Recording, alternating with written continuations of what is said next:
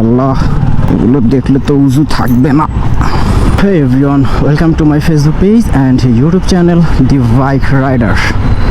আজকে সম্ভবত রাস্তায় ফিলিস্তিন সমর্থনের জন্য মিছিল গেছে, যাতে ফিলিস্তিনি নিরীহ মানুষের উপর আর হামলা না হয়। বাট আসলে আমরা বাংলাদেশ থেকে যতই চেষ্টা করি, আরও যে মুসলিম কান্ট্রিগুলো আছে যারা বাংলাদেশের থেকে অনেক শক্তিধর মুসলিম কান্ট্রি, তাদেরকেও আসলে এ বিষয়ে সজাগ থাকতে হবে।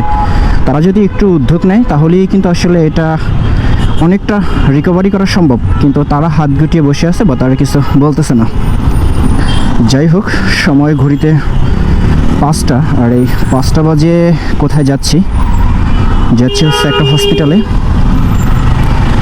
কেন যাচ্ছি, কিসের জন্য যাচ্ছি, সেটাও আপনারা জানতে পারবেন। আর হচ্ছে আজকে ছিল এসএসসি পরীক্ষা, যার কারণে রাস্তায় গাড়ির চাপটা একটু বেশি। পরীক্ষা শেষ হয়েছে অনেক আগে, কিন্তু তারপরেও রাস্তায় প্রচুর জ্যাম। যেহেতু আজকে সপ্তাহের শেষ দিন, বৃহস্পতিবার, আর সপ্তাহের শেষের দিনে এমনিতেই একটু রাস্তাঘাটে গাড়ির চাপটা একটু মাত্রাতিরিক্ত থাকে। যেহেতু অফিস শেষ 5টা বাজে।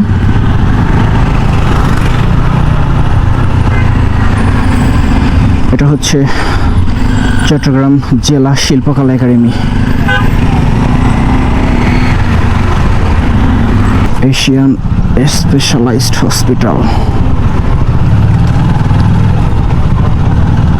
এটা আমি আসার আগে গুগলে সার্চ করে আসছি, যেটা আমাকে সামনে থেকে ইউটার্ন নিয়ে দেন হাতের বাঁয়ে যেতে হবে। আল্লাহ, এগুলো দেখলে তো উজু থাকবে না।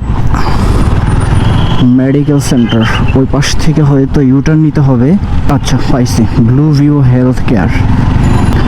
আমি আমার ডেস্টিনেশন পেয়ে গেছি। ওনাকে জিজ্ঞেস করতে হবে পার্কিং আছে কি না। ব্লু ভিউর পার্কিং নেই, ব্লু ভিউর পার্কিং নেই, সামনে দিতে হবে। এইটার সম্ভবত পার্কিং নেই রাস্তার। আচ্ছা, দিচ্ছি। রাস্তার উপরে হচ্ছে ওদের পার্কিং।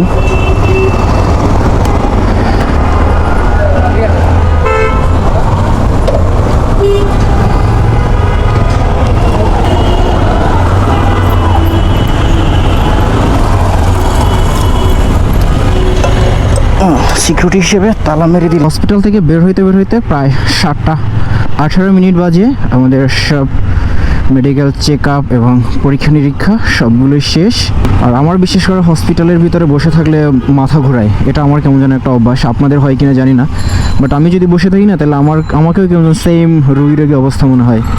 রাস্তার দুই পাশে এমনভাবে গাড়ি পার্কিং করে রাখছে, এটার জন্যই মূলত জ্যাম। এই জায়গাটা সব সময়, আপনি সকালে আসবেন, দুপুরে আসবেন, বিকালে আসবেন, সব সময় রাস্তার দুই পাশে পার্কিং করে রাখে।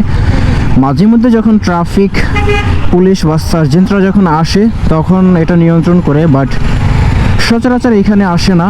এই জন্যই রাস্তার দুই পাশে পার্কিংয়ের এই অবস্থা। এই পার্কিংয়ের জন্যই মূলত জ্যামটা লেগে থাকে, কারণ পার্কিং করার কারণে রাস্তাটা একেবারে সরু হয়ে যায়, যার জন্য দুইটা গাড়ি ক্রস করতে আসলে খুবই বেগ পেতে হয়। যাবো, চিপা দিয়ে যাইতে হবে, কিছু করার নেই, কারণ এমনভাবে গাড়ি রাখছে।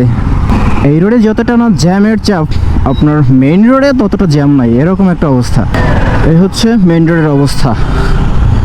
বাইপাস রোডে হচ্ছে ফুল ব্লক রাস্তা।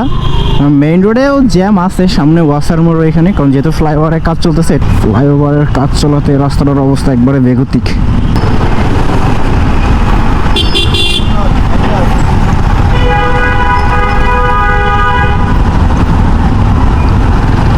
বাস এমনভাবে চাপ দেয়, আসলে আমার পিছে পিলিয়ন দেখে আমি রিস্ক নেই না।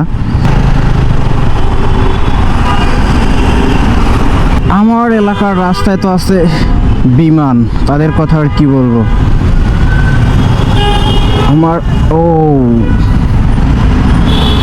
আমার এলাকায় হচ্ছে